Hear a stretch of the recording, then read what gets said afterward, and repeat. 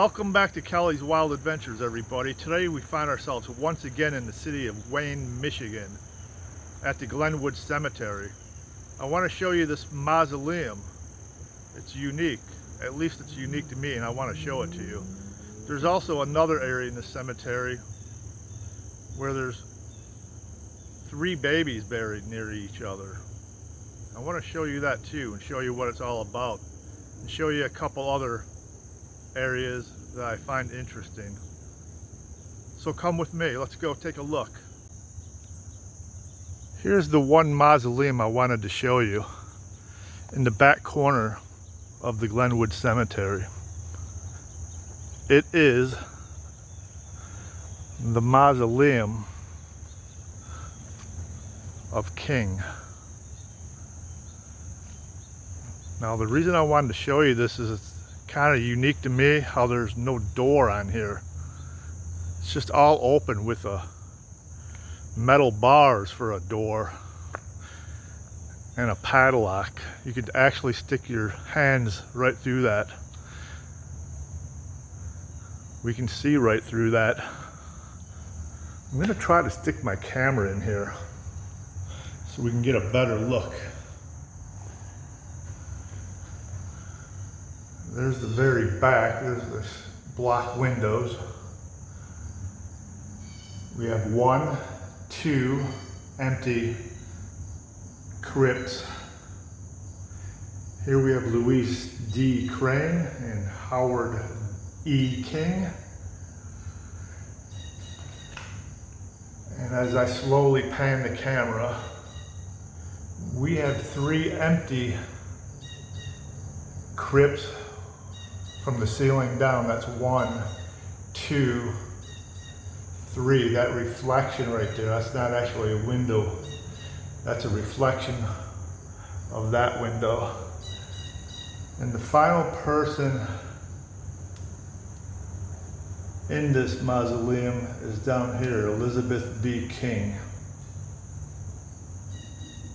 Now the last time I was here, this mausoleum, some of these tombs or crypts, whatever you would call them, didn't have faceplates. They were just wide open. So they've been working on it, entombing a couple people, because there was nobody entombed here about a year ago. So it looks like there's 3 people that have been entombed in the past year, and they've put faceplates over the rest, the other 5. Let's get my camera out of here, and we'll take a quick look around this mausoleum, and then we'll get on to the next location.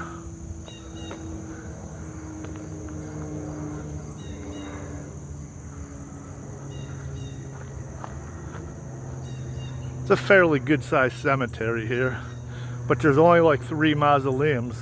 The first 2 that we looked at in the beginning of the video with the music, and then this one. As we move up closer, we can see the block glass along with some metal bars. Let's go take another look at those other 2 mausoleums. Straight in the center of your screen are the other 2 mausoleums at the front of the cemetery that we filmed at the beginning of this video. Let's go take a look at these. I like old mausoleums like this. I find them very unique. Look at the pillar right here in the front.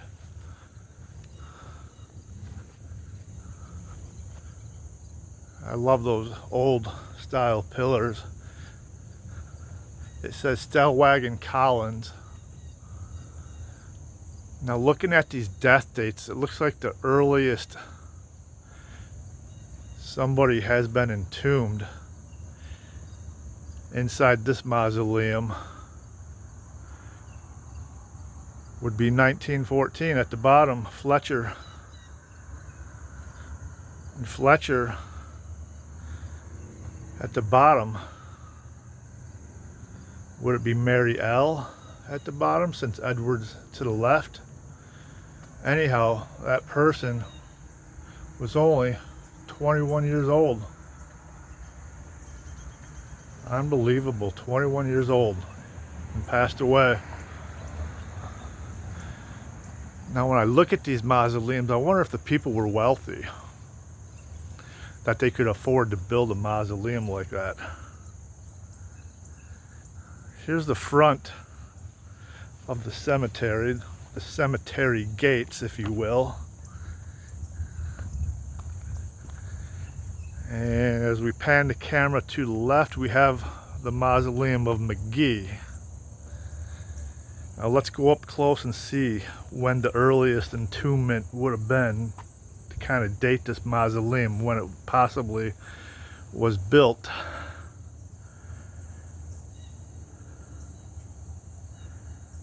I'm seeing 1878 at the top right.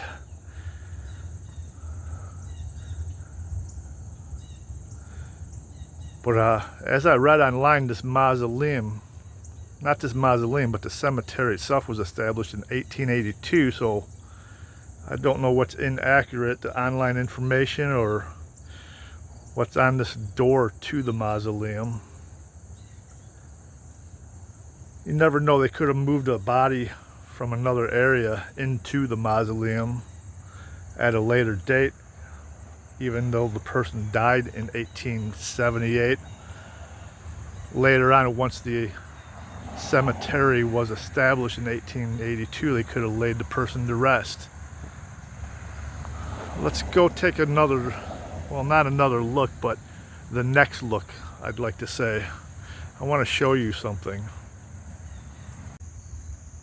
So we are in the far back southwest section of the cemetery, and I want to show you these unique tombstones.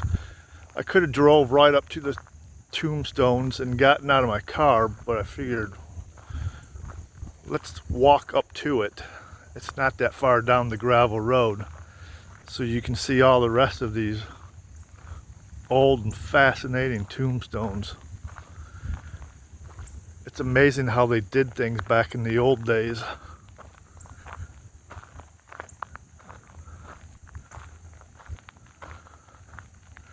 The weather is great today here in Michigan. It's about 75, 80 degrees and cloudy. The camera loves cloudy. It's easy to film. There's no sun blaring, giving issues with the camera when it's cloudy. Now I always remember the one tombstone that I'm going to show you first. And the reason I remember it, well, at least I remember the person's first name very easily. I never forget it, because she has the same first name as my grandmother, which is Martha. Can you see it yet? The unique tombstones? I'll pause right here. I'll stand right here. See anything unique in front of you? Yeah, I'm sure you do, right in the middle of your screen. That's a tree trunk.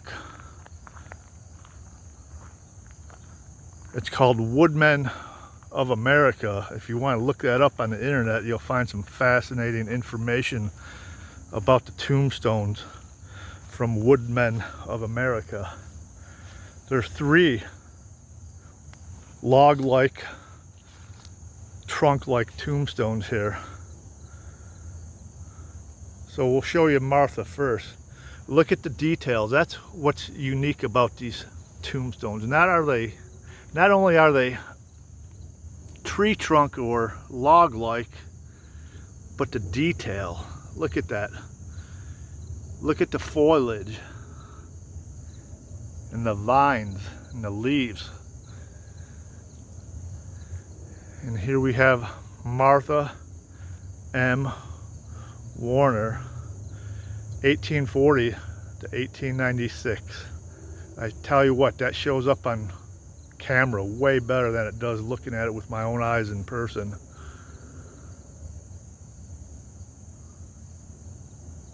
I'll give you a quick look around the tombstone, then I'm going to show you the other two. Actually, there's 3 log-like or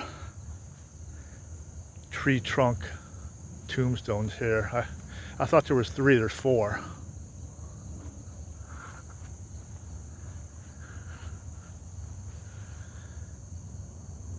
So here's the other one. Look at that. Just a small little log. Someone left a penny on there. See that? There's another penny.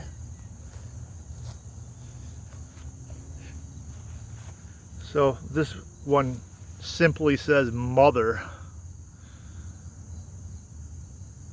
A penny on the left and a penny on the right.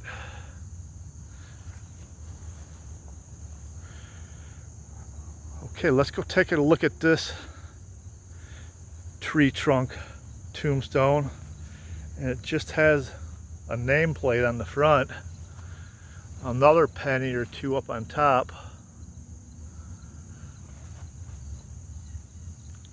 I can't quite make out the name. I can only make out the dates, and I'm sure you can too. Take a look.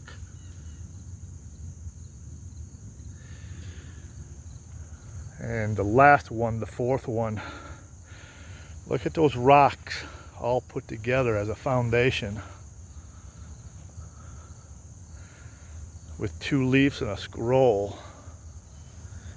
And I can't make out the name, but isn't that unique?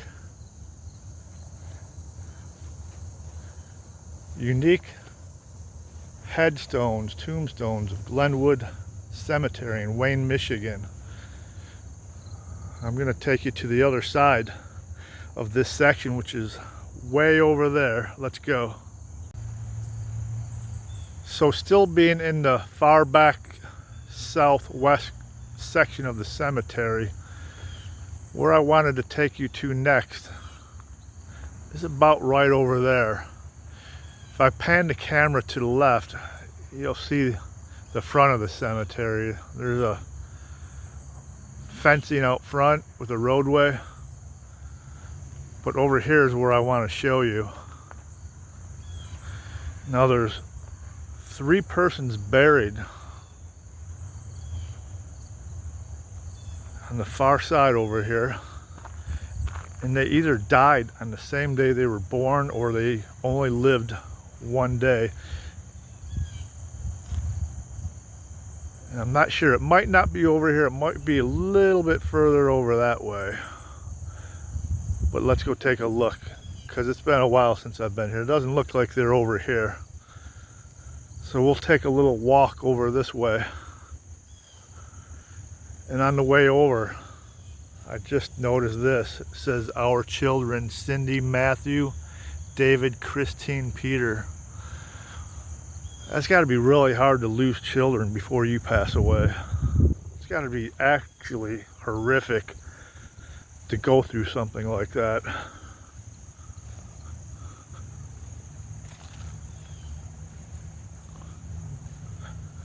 Okay, we're getting closer. I just find it odd how right in the same vicinity, 3 little babies were buried, and they only lived a day or not even a day. And here we are. This is it. This is what I want to show you. We'll do the one on the far left first. I may have to move some foliage with my hand.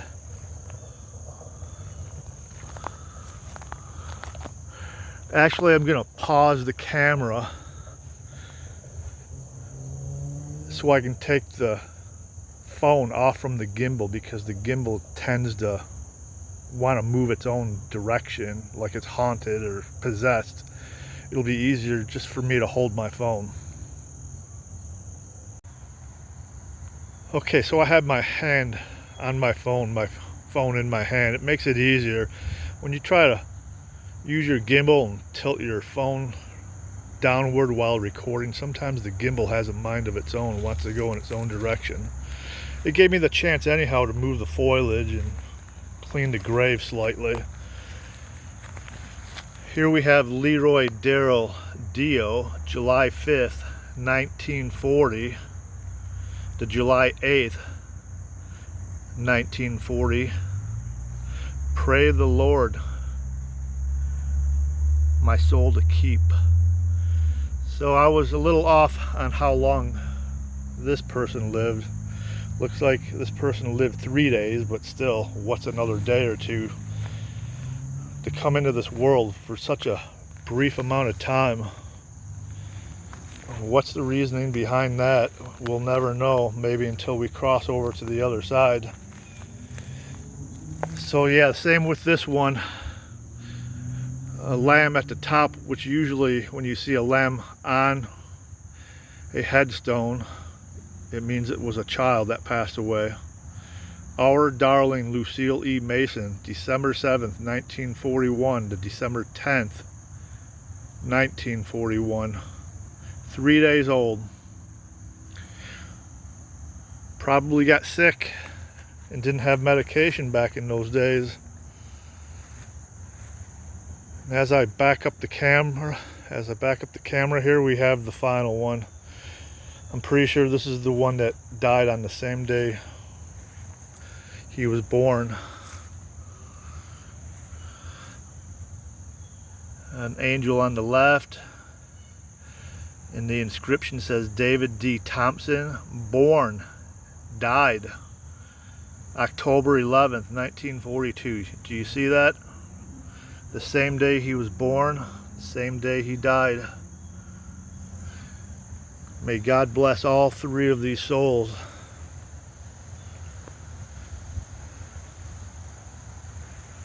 All died within 3 days. God bless you. Now I'm going to try to find a couple other unique things in the cemetery to show you. So let's go. Here in front of us we have the monument that says Stellwagen. And what's unique here, I find, are these little steps leading up to that monument with the letter S on all 4 corner posts.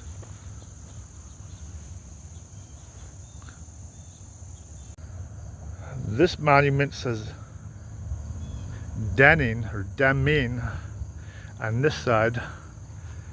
Look at the detail up here.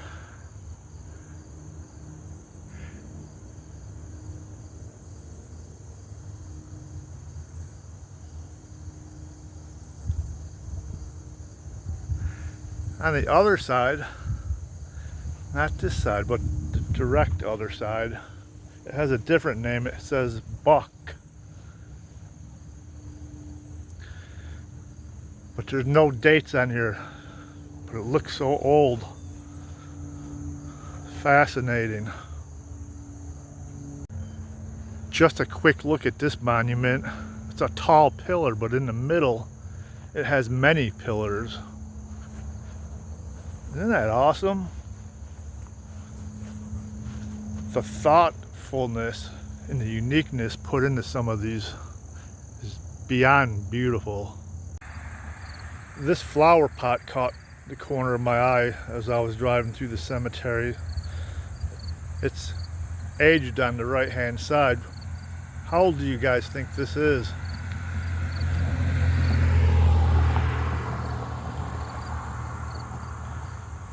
I don't even think you could buy something like this at the store nowadays.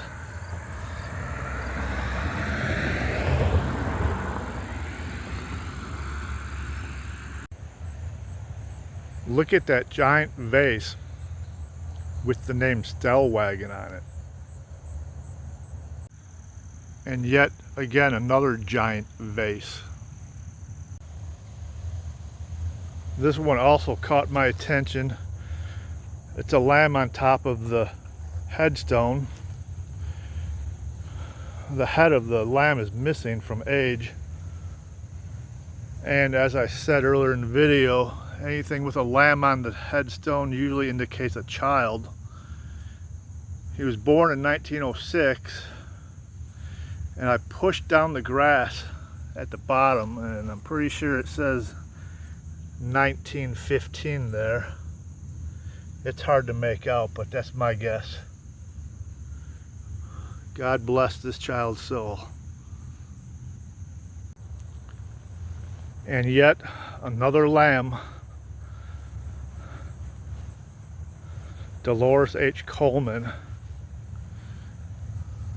1940 to 1944, 4 years old. God bless you, Doris.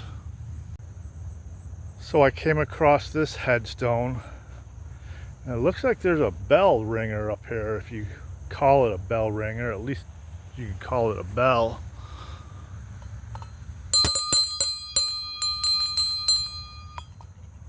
I'm not quite sure why that's there, but I'm sure whoever put it there, it has some meaning to the person who did put it there. We're going to close out this video with this giant shrub with some burials just inside and inside of this giant shrub. You can see a tombstone right here. To the left of that tombstone inside, you'll see a baby tombstone. I'm not saying there's a baby buried there, it's just a small tombstone.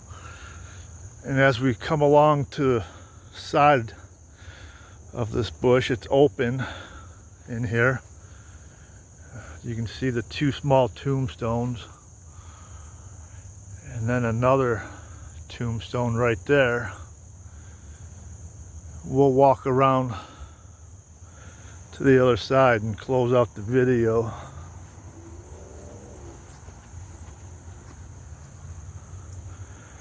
It's kind of amazing how they just let these shrubs overtake like this. I mean, they didn't totally overtake, but wow. Thanks for watching Callie's Wild Adventures, everybody.